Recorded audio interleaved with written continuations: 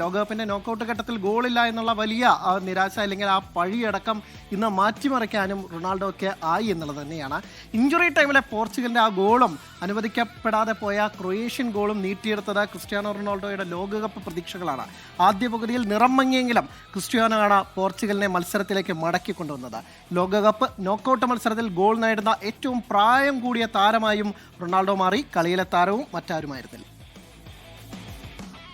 കാര്യമായി ഒന്നും ചെയ്യാനാകാത്ത ആദ്യ പകുതി.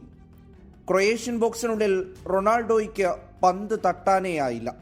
ഇടയ്ക്ക് താഴേക്കിറങ്ങി വന്ന് ചില പാസുകൾ നൽകി. ടീം തരക്കേടില്ലാതെ കളിക്കുന്നുണ്ടായിരുന്നു. CR7 നിറം മങ്ങുന്ന മറ്റൊരു നോക്കൌട്ട് മത്സരമാകുമിതെന്ന് വിമർശകർ വിധിയെഴുതി. എന്നാൽ രണ്ടാം പകുതിയോടെ കളി മാറി.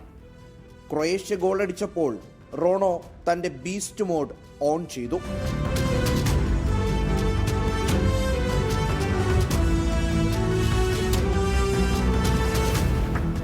അസാമാന്യ പന്തടക്കം കൊണ്ട് ആദ്യമൊന്ന് വലകുലുക്കിയതാണ്. കൈപ്പത്തി ഒരൽപ്പം മുന്നോട്ടായതിനാൽ അത് ഓഫ് സൈഡായി. പിന്നാലെ പെനാൽറ്റി ലഭിച്ചു. സമ്മർദ്ദങ്ങളോട് പണ്ടേ പ്രണയമുള്ള അയാൾക്ക് എന്ത് ഭയം? നായകൻ നയിച്ചു. പോർച്ചുഗൽ ഒപ്പം പിടിച്ചു. പിന്നീടങ്ങോട്ട് കളത്തിൽ കണ്ടത് ടീമിന് ആത്മവിശ്വാസമേകി മുന്നേറുന്ന റോണോയെയാണ്. പ്രതിരോധ നിര വരെ കടന്നു ചെന്ന് കളി പിടിച്ചെടുക്കാൻ അയാൾ ശ്രമിച്ചു. 81-ാം മിനിറ്റിൽ പരിശീലകൻ റോബർട്ടോ മാർട്ടിനസ് റൊണാൾഡോയെ ബെഞ്ചിലേക്ക് വിളിച്ചു. ഒട്ടും സന്തുഷ്ടനായല്ല റോണോ തിരികെ കയറിയത്. സൈഡ് ബെഞ്ചിൽ ഒരു രണ്ടാം കോച്ചിനെ പോലെയാണ് CR7 തന്റെ ടീമിന് ഊർജം പകർന്നത്.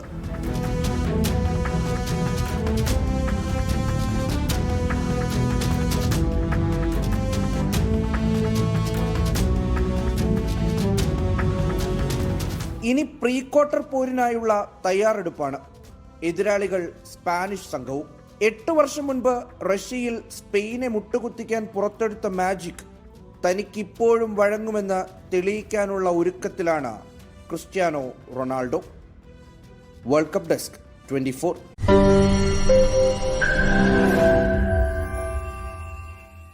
ലോകത്തെവിടെയായാലും ഏത് സമയത്തും 24 വാർത്തകളും ഓഗ്മെന്റഡ് റിയാലിറ്റി പാക്കേജുകളും എക്സ്പ്ലെയിനറുകളും വിശദമായി കാണാൻ ഞങ്ങളുടെ യൂട്യൂബ് ചാനൽ നിങ്ങൾക്ക് സബ്സ്ക്രൈബ് ചെയ്യാം.